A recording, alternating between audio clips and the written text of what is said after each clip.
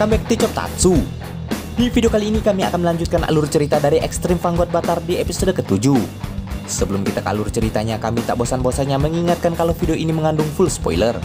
Baiklah, tanpa berlama-lama lagi, inilah kisah selengkapnya.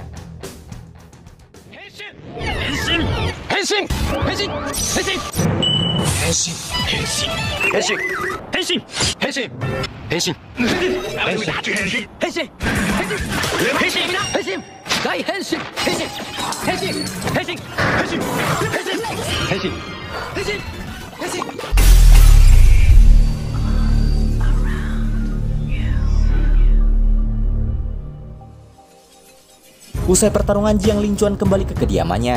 Meski kini ia berhasil menjadi orang yang hebat, namun ternyata ia merasa kesepian. Terlebih lagi ketika ia mengingat tentang ayahnya yang dahulu suka menolong orang lain, bahkan lebih mementingkan kebahagiaan mereka dibanding dirinya sendiri. Namun di satu sisi ia kecewa karena ia merasa ayahnya itu malah tak melindungi dirinya seperti yang ia lakukan pada orang lain. Sehingga Jiang Linchuan yang kesal lantas meminta asisten AI yang bernama Xiao Huan untuk membuatkan senjata baru untuknya. Di sisi berbeda, Huan Yi dimarahi oleh petinggi Phantom Evil karena belum juga berhasil menjalankan tugas. Meski begitu, beruntungnya pria tua itu mau memberikan kesempatan kedua untuknya dengan konsekuensi ia akan dimusnahkan jika gagal lagi. Karena kesal di perjalanan, Huan Yi lantas menghabisi 3 berandalan yang ia temui dan bertekad tak ingin mengecewakan tuannya kali ini. Keesokan harinya, Sun Wanning menemui Jiang Linchuan untuk meminta maaf atas insiden sebelumnya. Namun Jiang Linchuan merasa itu tak perlu. Sedangkan Sun Wanning terus memaksa karena ia sangat merasa bersalah.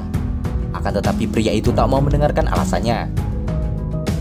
Sehingga itu lantas membuat Sun Wanning marah karena merasa tak dihargai dan merasa Jiang Linchuan terlalu sombong atas kekayaan yang ia dapatkan dari warisan ayahnya.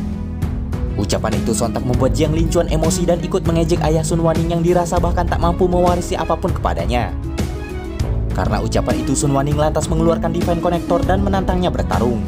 Karena sudah terbakar amarah, Jiang Linchuan pun menerima tantangan itu sehingga pertarungan di antara keduanya pun tak terhindarkan.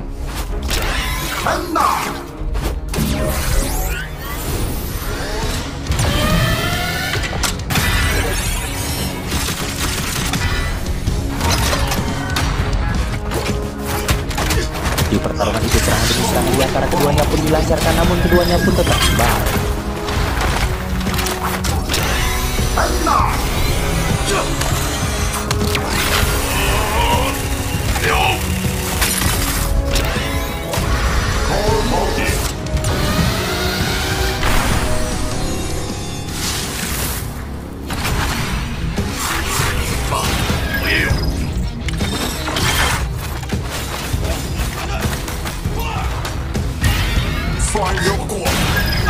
Hingga akhirnya keduanya melancarkan serangan pamungkas secara bersamaan dan beradu serangan hingga membuat keduanya annihilation secara otomatis. Namun karena perbedaan ketahanan fisik di sini, Sun Wanning pun lantas pingsan meski kedudukan keduanya tetap imbang. Usai pertarungan, Sun Wanning yang pegal-pegal minta dipijit oleh kakeknya. Sambil menahan rasa sakit, ia pun menceritakan sikap menyebalkan dari Jiang Linchuan. Namun saat membahas tentang ayahnya, sang kakek lantas merasa sedih dan lantas menyalahkan Sun Wanning karena telah mengejek ayah dari Jiang Linchuan terlebih dahulu. Terlebih lagi karena keluarga mereka sebenarnya adalah orang yang baik. Diketahui keluarga Ling Tian dikenal sebagai keluarga terpandang. Dahulu seorang pria yang entah dari mana datang kepada kakek Sun Wanning sambil menggendong seorang bayi. Melihatnya miskin dan kelaparan, kakek pun mempersilahkan mereka tinggal di rumahnya dan memberikannya makanan. Namun lambat laun pria itu malah menjadi partner ayah Sun Wanning. Lalu waktu pun berjalan hingga akhirnya suatu hari pria itu menjadi orang kaya yang sukses. Ia bahkan sering menolong orang, bahkan membantu penelitian ayah Sun Wanning. Akan tetapi tiba-tiba keduanya menghilang secara misterius hingga sekarang. Untuk membuktikan kebaikan keluarga Ling Tian yang diceritakan kakeknya, Sun Wanning akhirnya mencari infonya di internet. Dan ternyata benar saja. Di sana diinformasikan bahwa keluarga Ling Tian telah membangun rumah untuk korban gempa dengan kualitas terbaik. Lalu Ling Tian Group juga berkontribusi dengan pemerintah dalam stabilitas harga semua barang. Menyumbang untuk ribuan panti asuhan, panti jompo, dan dapur umum, bahkan Xiao Haina merasakan itu hingga di masa depan. Mengetahui hal itu lantas membuat Sun Wanning merasa bersalah telah mengejek Jiang Linchuan sebelumnya. Di tengah pembicaraan mereka, tiba-tiba Yang kembali mendeteksi kemunculan energi negatif. Terungkap ternyata energi itu berasal dari Huan Yi yang menemui Jiang Linchuan untuk menantangnya bertarung. Tanpa basa-basi, seketika itu juga pertarungan mereka akhirnya dimulai.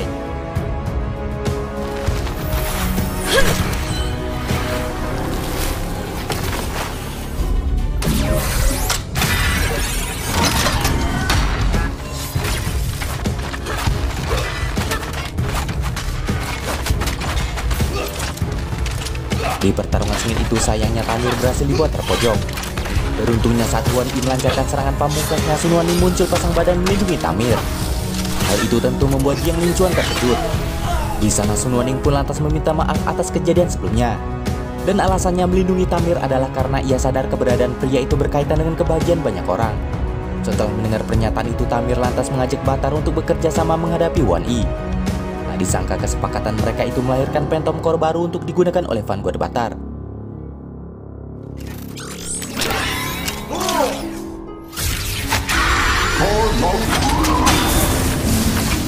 Dari pedang yang tercipta dari Phantom Core, akhirnya mereka berhasil mengalahkan Wan Yi.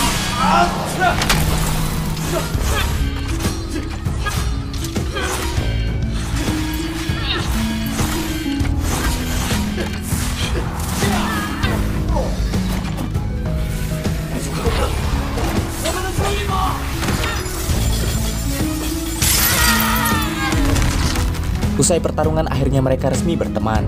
Namun di sisi lain, wujud Wan Yi berubah menjadi monster setelah Phantom Core-nya dihancurkan.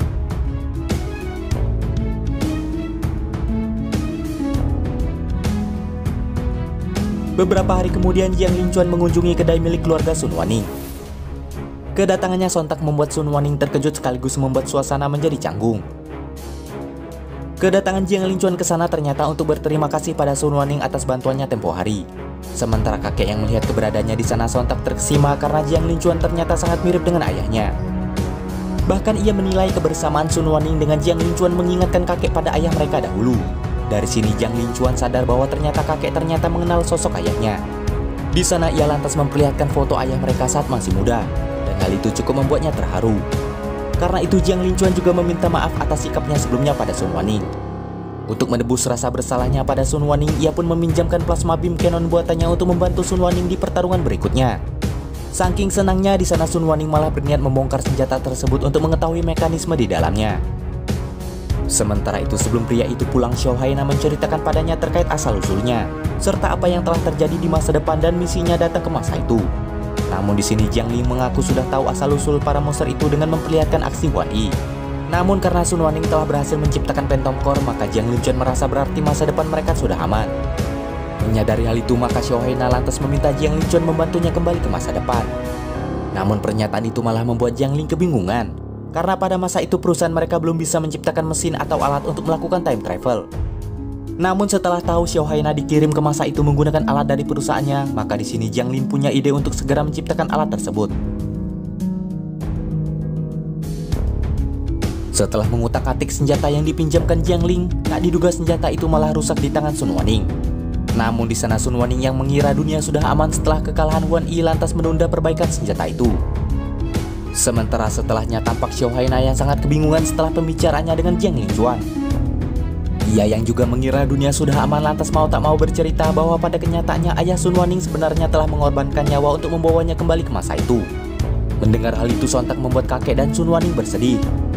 Padahal mereka sudah mati-matian mempertahankan toko itu karena berharap ayahnya punya tempat kembali ketika ia pulang. Namun di satu sisi Xiao Haina sebenarnya tak terlalu yakin sebab ia bukan pertama kalinya melihat kedai itu. Di sana ia lantas menceritakan pertama kalinya ia bertemu dengan ayah Sun Wanning. Di mana dikala itu ketika pasukan Phantom Evil mengambil makanan darinya, ayah Sun Wanning datang sebagai Extreme Vanguard Batar untuk menolongnya.